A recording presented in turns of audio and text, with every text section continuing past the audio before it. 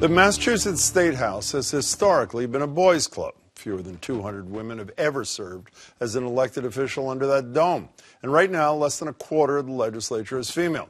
So many were not hugely surprised when Yvonne Abraham at the Boston Globe uncovered what many insiders described as the climate of harassment at the State House, with multiple claims of men having propositioned women, pressed up against them, touched their legs, massaged their shoulders, tried to kiss them, grabbed their behinds, chased them around offices, or demanded sex.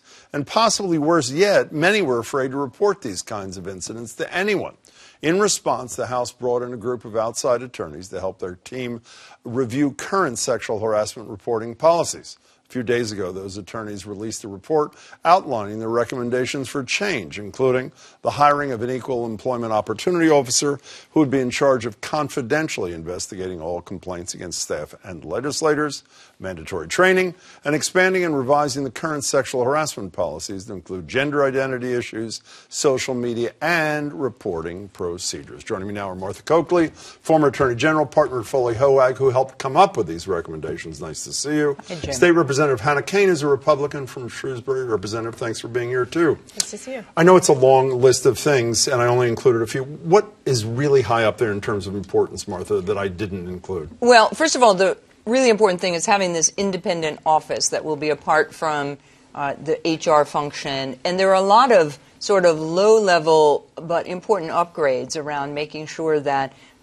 there's some centralization in the way people are hired. There's training as new people come in, whether it's interns or legislative aides. And so they did a real soup to nuts. We did a look at everything and then focused on how do we make a process that will be fair to complainants to keep things confidential, but also fair to those who are accused. But when you say independent office, if who they're investigating, that office, is a legislator, if that officer decides to go public, they need a vote by legislators to agree to expose their fellow legislator, do they not? Well, that's under the current rule, that's true. Under the Ethics Commission How about now? rules. Well, under this, if there will be a committee of representatives for each person because the Constitution requires that there be a hearing. And so there's nothing public, though, unless some group of fellow legislators agree to make it public. Agreed. What do you think about this?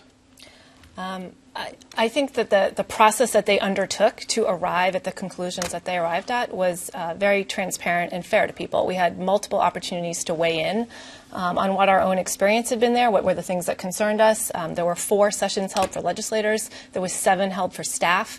The feedback that I got from all parties was that they really felt that they were heard. And when we saw the recommendations come out last week, we could see where things had been taken care of that we were deeply concerned about. How about the issue that I just raised with Martha, though, the issue of fellow legislators? If it's a member of the House who is accused of inappropriate conduct or whatever the language is, a group of his or her fellow legislators have to agree to make their name public. As a member of the public, should I not worry you're going to vote to protect yourselves because maybe, I don't mean you, the generic you is going to be next? Isn't there that insular sort of thing going on?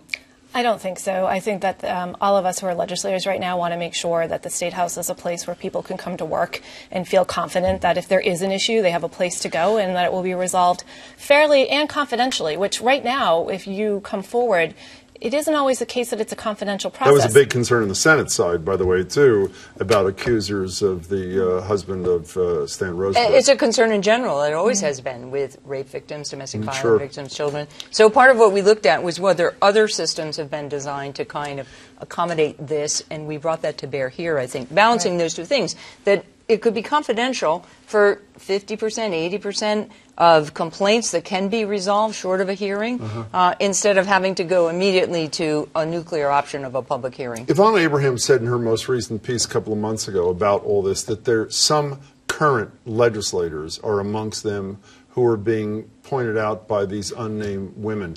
If there is an accusation against somebody that predates this report, can that be taken to this Yes. office, or it can? Yes. And by the way, this needs House approval, but I assume if the Speaker of the House is on board, it's a done deal. Well, yes? the House had a caucus, and there will be an opportunity to tweak it if there are amendments. We don't think it's totally But he perfect, signed off on this thing, yes? Yeah, it's hopefully going to be brought up before the budget debate begins. So hopefully In April, before before mid-April April. we take It this will up. also have to be implemented, with the Right, new there's a officer. timeline. Understood. But by next January, it should be implemented. Do you know people who've been harassed in the House? I do not personally know. Do you know anyone who has any been. of your fellow legislators who were harassers? I do not Not know any. any who are harassers, no. Do you? I will say that through the listening sessions, which was looking forward, we heard some anecdotal that was historical. And the only thing I will say is that for me hearing it, it wasn't surprising that this kind of thing had happened. What was surprising that many people, I think, just weren't aware that this went on, but were shocked by it. And so, Does it worry you, though, that a reporter for the Globe was able to identify, or she was identified by, I think, roughly a dozen individuals, and you're not aware of any of them? I know you're not the investigative committee, but does that concern you? and I'm not there, but I also know, and I think it's fair that probably a lot of people aren't aware that it's going on, which is one of the reasons why we had to devise a new system. Well, and I think, too, including that some of training. this is historical. Some of this isn't necessarily Current. current. But she did. Some of it Von is- Abraham said some of the people are still there. Yes, I have no doubt that there are people who have had things happen to As them. there are in but every the- single institution. Right, Oh, of course, exactly. of course. Every law firm, every And hopefully business. more of them will be willing to come forward under this new environment Yeah. that we've created. You know, if they Martha have Coakley, been. I've quoted far more than I should Quentin Tarantino, whose line during this Harvey Weinstein thing has been, I knew enough to have done more. And so on this show and elsewhere across America, we discuss third parties, not victims/survivors, not perpetrators. What does that person do? Someone in the State House didn't do anything, but says he or she knows of someone who did. What do they do under They this new have an system? opportunity to come forward. They can speak To this officer you yes, described? absolutely. We allow for third-party complaints. That person can also back up or go to the person who is victimized or who is the complaining witness and say, do you want some help? And one of the important things is there are lots of points of entry so that it's not just going to your supervisor or to the new EEO officer. That's part of the problem. You're in a system and you want to make sure you can go to someone who will keep it confidential and who will be fair to you. How bad is the culture? I'm sorry. How bad is the culture? I mean, from having read the Von Abraham thing, and I go, your purpose was totally different, both of you. It was appalling, I have to say, that it was so many, I assume women, I can't remember if it was all women or some men. It was appalling that in an elective body there's so many instances. And you were over surprised, years. were you not? I was not surprised there was some. I was surprised by the volume. And I think you would be surprised if you looked, as I am sure that if you look at any organization, not just an elected body like the House or the Senate, you look at a corporation, you look at a not-for-profit. So you don't think this is aberrational? No, I've been around long enough. No, I think there are some different issues with the House because you have independent members and a lot of transiency.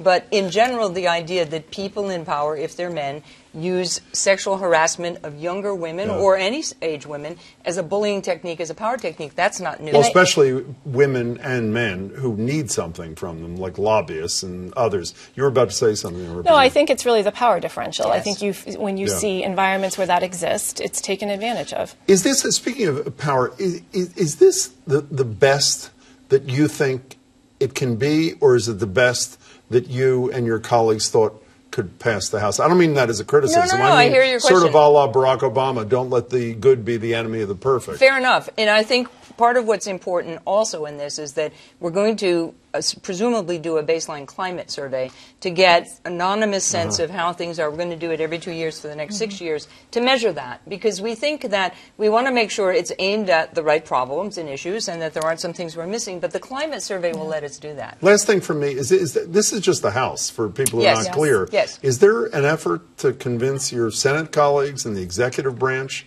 to do a similar thing so there are a common set of rules that apply to everybody in that building? Because there's nothing for either executive branch or Senate now, correct? The Senate, I believe, has put forward a special committee to take a look at it. We're very hopeful that if we can illustrate that this is an effective policy, which we think it is, that they would take a look at it. How about the executive branch?